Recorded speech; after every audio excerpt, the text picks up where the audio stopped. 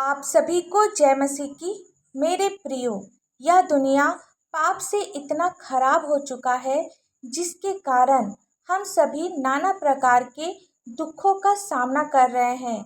शैतान जानता है कि उसका समय कम है और शैतान की हार तय है, फिर भी वह हमें परीक्षा में डालता है। आज परमेश्वर का वचन खास तौर पर उन लोगों के लिए है जो शोक मना रहे हैं, जैसे विमान हादसे में मृत परिजनों के लिए जो आज अपने प्रियजनों को खोकर दुखित है। उनके लिए यह शोक खुशी का स्रोत हो सकता है, क्योंकि वचन कहता है प्रकाशित वाक्य 21 अध्याय का 4 पर, जिसमें लिखा है, वह उनकी आंखों से सब आंसू पोंछ डालेगा और इसके बाद मृत्यु ना रहेगी और ना शोक, ना विलाप, ना पीड़ा रहेगी। पहली बातें जाती रही।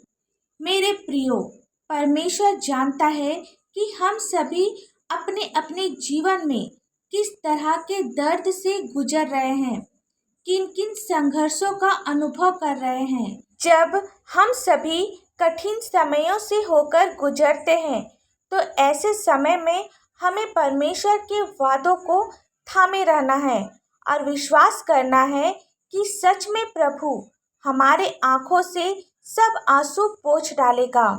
हम सभी अय्यूब की कहानी को जानते हैं।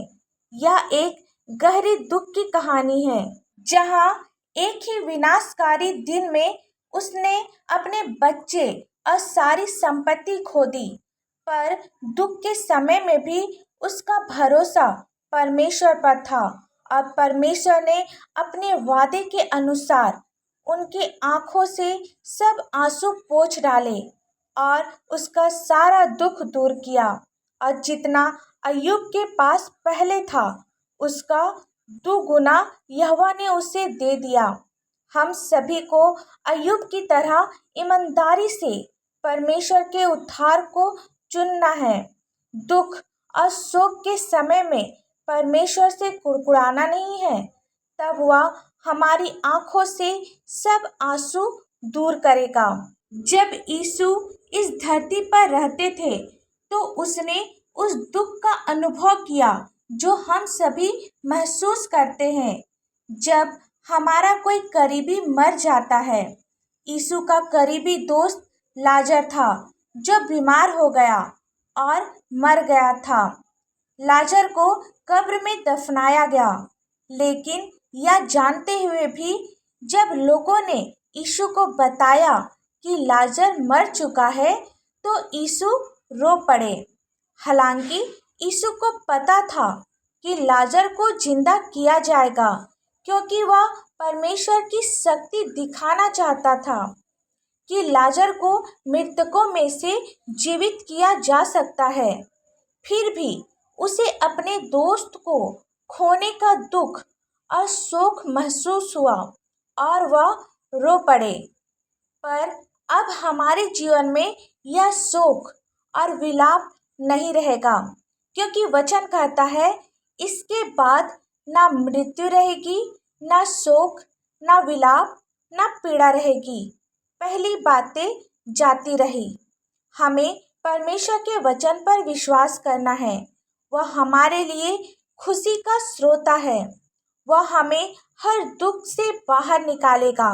परमेश्वर चाहते हैं कि हम मनुष्य अपने पापों व दैन्य दशा से मुक्त होकर अनंत जीवन प्राप्त करें। यीशु ने हम में से हर एक के लिए स्वेच्छा से क्रूस पर दुख को सहा, ताकि हम पाप और अंधकार से मुक्त होकर अनंत जीवन को प्राप्त करें। वह आपको सच्ची शांति का अनुभव देगा जो संसार हमें नहीं दे सकता। आप विश्वास करें और अपने जीवन में प्रभु की आशीषों को, प्रभु के खुशी के स्रोतों को अपने जीवन में अनुभव करना है। उसे अपने जीवन में स्थान देना है, ताकि हमारे दुख के दिन दूर हो जाए। आप विश्वास करें। परमेश्वर आपको इस वचन पर आशीष दे। आमीन।